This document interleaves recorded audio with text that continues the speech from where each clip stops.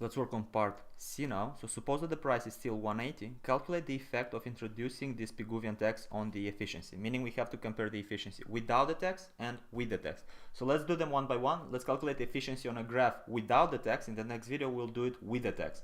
So over here we have the graph. Over here we have the graph.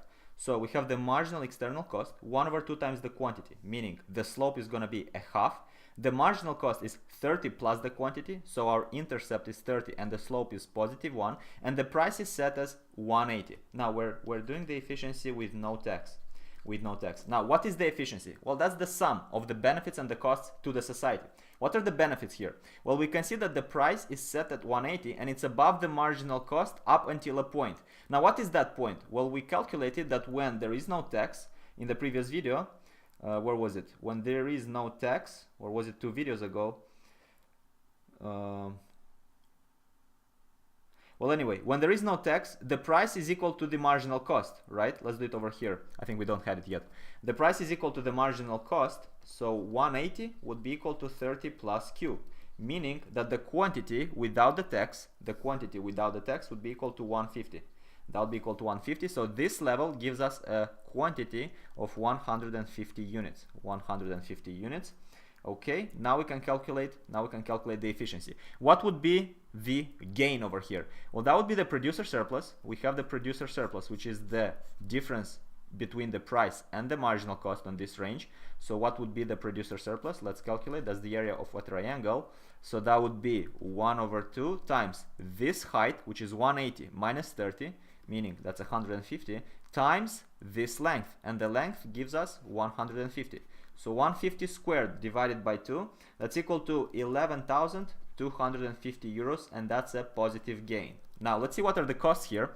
Well, the costs are the external costs, meaning the costs are going to be the area, the external cost, is going to be the area underneath the marginal external cost curve until the level of production. So until the level of 150 units produced, this is going to be the external costs.